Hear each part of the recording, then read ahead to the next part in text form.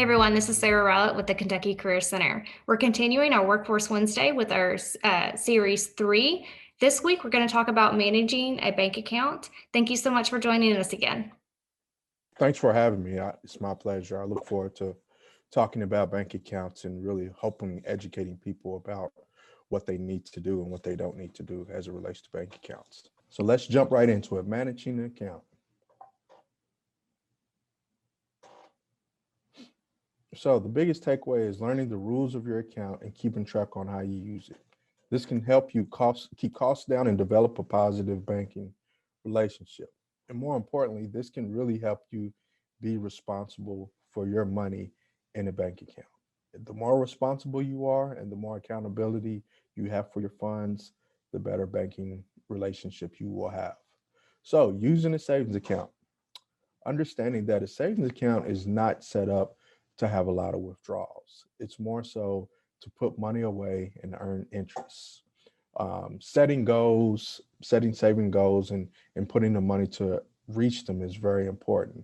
A lot of times you don't want to dip into your savings account because maybe that can take away from some of the goals you're trying to set, whether you're trying to save to buy a house, to go on vacation, really putting that money in the account to where it is earning interest, but then you're also adding to it and not having to take out of it. So if you're withdrawing more than 5 times from a savings account, most banks will charge you a fee. So if you feel like you're going to make more than five withdrawals, I would definitely consider having a checking account instead of a savings account. Managing a savings account, understanding the rules, keeping the track. Now, um, as we've talked about at other webinars, that hey, yeah, you can go online and look at your balance and look at your transactions, but I'm a firm believer of doing it the old school way, having an actual check register or a notebook where you write each date the money that you took out and the money that you put in, and keeping a track of that because it's your money and you should be responsible for it.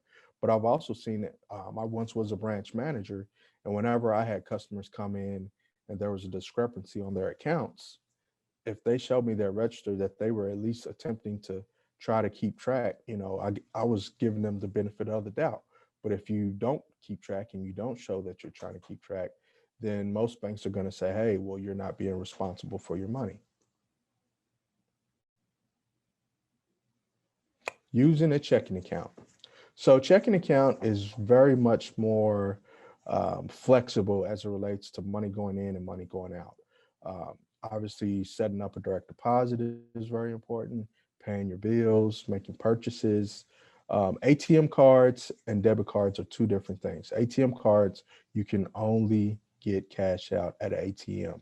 Debit cards, you can use them online. You can use them at stores. You can use them all over the place.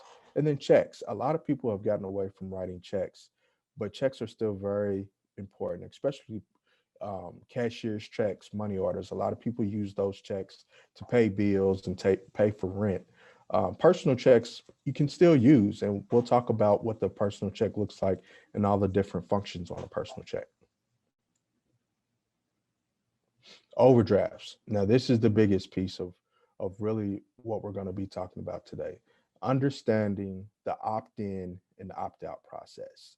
So, overdrafts and overdraft protection are very important when you have a checking account. Most of the time, if you want overdraft protection, they connect your overdraft protection with the savings account or with the credit card, which means if you take more money out or if there's more money coming out of your checking account, they transfer the money from the savings to cover whatever that payment is so that you don't get with an overdraft fee. So opting in. So anytime you open up a checking account, the bank should give you the option and ask you, do you want to opt in or opt out? If you opt in, that means transactions will go through even if you don't have the money, but you may get hit with a fee. Opting, do not opt in. So if you opt out, that means if you don't have the money, then it's not going to go through, but you won't be able to get that service. Some people feel like it's worth it. So, for example, I had a guy that where he was his apartment complex. Whenever he did his rent money, if he was late for his rent money, they had a $50 uh, return check fee or $50 late fee. And then on top of that, his rent would go up. I think he said like 2%. So in his case, he was like, I'd rather pay a $30 overdraft fee to make sure that my rent's on time instead of having to get charged the $50 late fee from the apartment company, and then also having his rent go up. So it may make more sense for you to actually opt in and have an overdraft fee, but it may make more sense not to do it. And the good thing about it is you can change this at any time. So if you open up an account and initially you opt in, you can always go back and say, hey, I want to change, I want to opt out, or vice versa. If you opt out, and let's say 6 months later, you want to change, you can opt in. So that's some flexibility, but make sure you're asking your bank the opportunity, can I opt in, can I opt out? Because that will save you a ton of money if you're not given that decision to make on your own. And we can talk about the checks. So really, if things come through and come out your account, and you don't have the funds, then that's how overdraft fees are charged. So you could have wrote somebody a check and gave it to them on a Monday, and if they waited 2 weeks to deposit it into their account and you don't have the money, then it could be probably returned and you could get hit with a return fee. So understanding, just because you write a check or somebody writes you a check, um, that it may take a while before those funds are actually accounted for. So if you wait too long and think, okay, well, I had the money on Monday, how come they didn't just do it on Monday? Sometimes, you can't force people to make deposits. So you just have to have that cushion and make sure you understand the overdraft protection policies.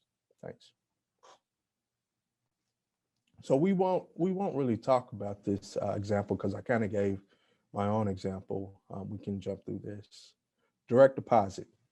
Direct deposit safely and securely puts your money into your account electronically. So you're not physically having to put your money into your account. It's a very good convenient. And a lot of times some direct deposits, depending on the bank, you can get your money earlier. I've heard where most people get paid on Fridays, but if you set your direct deposit up, your bank account actually gives you your money on a Thursday or a Wednesday. So because you have direct deposit, instead of having to wait till Friday, you actually get it earlier than Friday, which is, I'm sure, great for everybody. Um, Direct deposit, you don't have to go to the bank in person to put the money in. And like I said, many employers, almost every employer offers some type of direct deposit for their paychecks. And they want you to have direct deposit because they have to pay physical money to issue out payroll checks. And so they want to be able to save money and not have to purchase payroll checks. So they want you to have a direct deposit. Automatic bill payment and automatic debit. So setting up bills, so your utilities bill, cable bill, cell phone bill, those are very important. So understanding how your cash flow is going to be. So if you know you get paid every 2 weeks and you always have money on the 1st and 15th, the most amount you normally have, that's when you would want to set your bills up so that when your money is coming in and is sitting there for a minute, it can take it out. You don't want it to be taken out at the end of the month where you generally don't have a lot of money. So a lot of companies, they can, though, whatever date is best for you, they can change that automatic debit to come out or that automatic payment to come out. But you have to make sure that you constantly have money in your account to pay it. So if you know every the 15th of every month that your car insurance is going to come out, make sure you have that $100 or whatever it is in there on the 15th, on the 14th, I would say, a couple days before, because it could go back to where maybe you made a deposit and it didn't get made available until the next day. And that same day that you made the deposit is the day that your bill came out and you could potentially get an overdraft fee. So it's very important understanding that. All right, so let's learn about all the different parts of a check. So as you see here on the screen, it's numbered from 1 through 12. So the first number is going to be your personal information, your name and your address, because this is your check. So whenever you order checks, you want to make sure that your address and your name is spelled correctly and the information is correct, because that could potentially cause a check to be returned if that information is not correct. The next is the date, and that is the date that you wrote the check. So that's very important for you to keep track. And like I said earlier, you want to keep track of every transaction you do. You don't want to just rely on internet banking. So on the 16th of 2019, you need to write down in a notebook or in a ledger, hey, I wrote a check for 75.85. Number three, that is the check number. So when you receive checks, each one has its own number, so it can break down. It's easier for a bank to look up transactions by the check number. So if you can tell the bank, hey, I wrote this check, but I don't see that it's cleared my account, they'll say, well, what check number was it?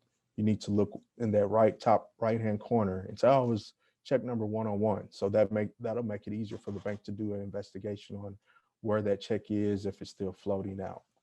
Number four, pay to the order to. So who are you paying?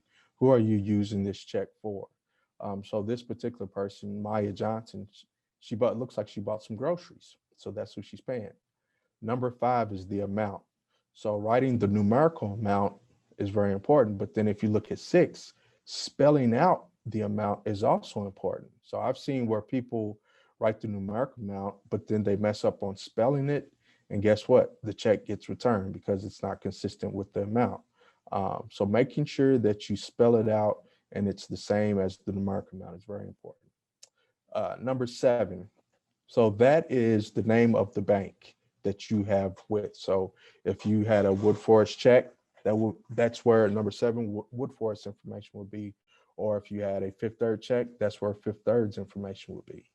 Number eight, it says for on here. Some checks say memo, so it could either say for or memo, but that is where you write the purpose of you writing the checks. So like we said, she wrote this check because she was buying groceries, and you see there she wrote groceries. So it could be paying back my little brother, it could be car loan, it could be anything, but writing what that is really helps cover yourself, but then also helps the bank understand what the check was written for if they need to do any type of research.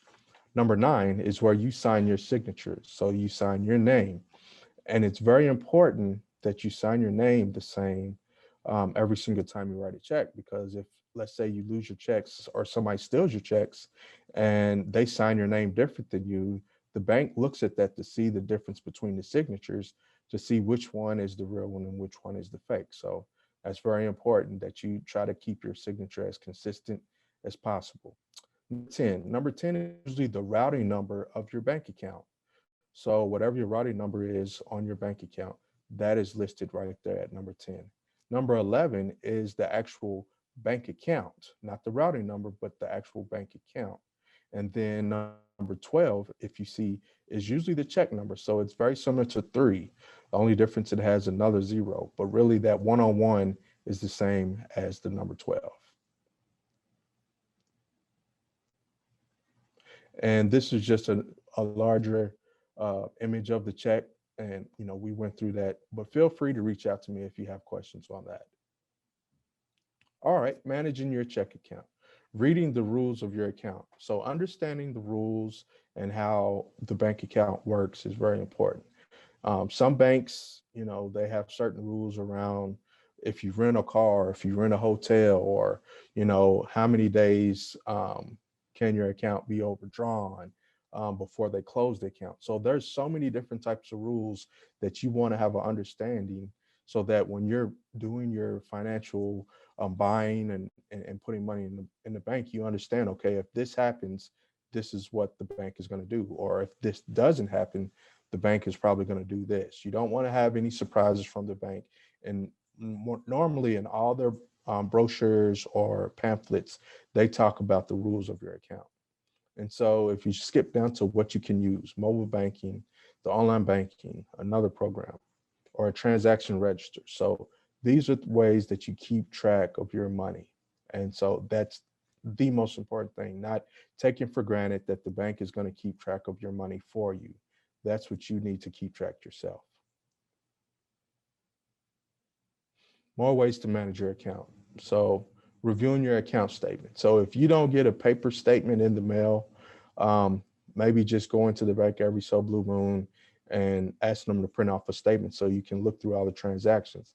You'll be surprised. I know I have kids that play video games and Fortnite and stuff like that. And so they'll say, "Hey, Dad, can I use $5 to buy a new Fortnite skin or whatever?" So I let them use my card. But then what'll happen is the second time they forgot, quote unquote, they forgot to ask me to use it. So I'll see multiple purchases for Fortnite on my card. But if I didn't check my statement or my balance, I wouldn't know that. So things like that is what helps you kind of uncover maybe some missing money that you don't know where it went or where it came from.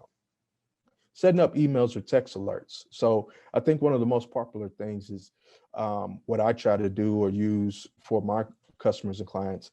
Know if your account is if your account falls to a certain balance, you want to get a text alert saying, okay, your account is only has $50 in it.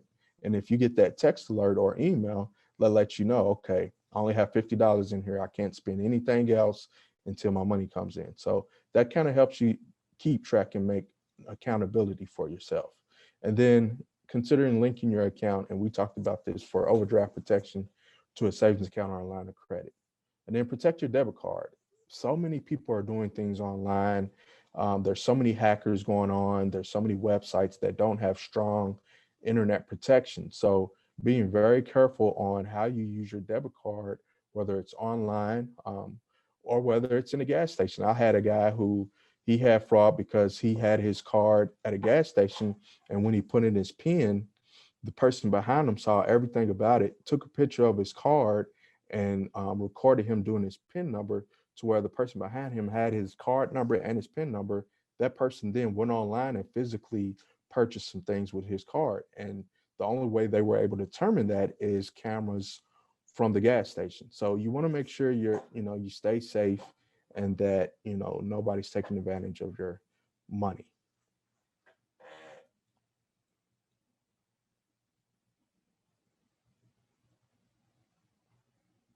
And those were just slides for, if we were to be in person, we would actually walk through what it's like to balance your checkbook. Automated teller machines and cards. So like I said before, ATM machines are specifically for taking cash out. Some ATM machines do allow you to deposit money. So I see a lot of times people, if they can't get to the bank when the bank is open, they go to the ATM machine and make a deposit into their account, whether it be cash or whether it be checks. So a lot of times if you make those deposits, the next day when the bank opens up, they can go in and put it in, and that way you don't have to wait and go back. Like I said, if you have other obligations and you can't go in the bank during their hours. But that's really the main features of ATM and ATM card. There's not going to be a lot. You're not going to be able to do purchasing through an ATM. It's either putting in cash or taking out cash. Debit cards. So we've kind of talked about this. The debit card is much more flexible on how you spend your money and how you use your money. You can pretty much use your debit card in person, online, almost anywhere. In even small businesses, they have the Square app, where it's a little device where people, if you're a small business owner and let's say somebody made you custom t-shirts, they can literally put that Square device or a card swiping device on their cell phone, and you can use your debit card on someone's cell phone to make a purchase. So very convenient and very a great way to use your money several different types of ways. But just know that whenever you use your debit card, it's coming out of your account. I see a lot of people get swipe happy thinking, okay, swipe, swipe, swipe. But yeah, the debit card is still connected to how much you have in your account. Person to person payments. So this is any type of money transfers. I have transfers where put in a savings account. My kids, they have their minor account, so I have transfer to put money in their account. And actually, my oldest son, he wants to put his allowance into his account. So, we've set that up to where instead of me physically paying him his allowance, it's automatically put into his account. Uh, there's certain charges that may apply depending on how many transfers and how many things you do per month. But that's something that you would want to ask your bank or your credit union while you open up the account. Are there charges if I do more than 5 automatic transfers or automatic payments? So that's something that you just talk through. mobile wallet apps. So as we're moving along in the world, everything has become technology and digital, and a lot of banks are doing the same thing. So I'm sure everyone's heard of Zelle, uh, the prepaid card, what is Venmo. There's other things that people use as opposed to just using a debit card. And sometimes it can be a little bit more safer. So um, those type of Venmo, Zelle, I can't think of the other one that everybody uses. Um, PayPal, those are the mobile wallet apps. Those are the things. So being able to connect your bank account to those mobile wallet apps is very important as well, because there's some places that only accept a PayPal account or only accept Venmo or Zelle. So that way, that gives you more flexibility with your money.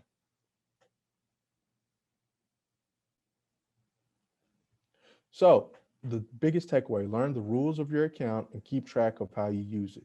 This can help you with the cost and fees and really helps you develop a positive banking relationship with your bank. Thank you for your time. Thank you, Robert, for that information. If you all will like, comment, or share, just so we know who's participating out there, no obligation for us to contact you. We just like to know who our viewers are. Thank you so much for participating and viewing. Hope you guys have a great week and see you next week for the continuing of our bank account series.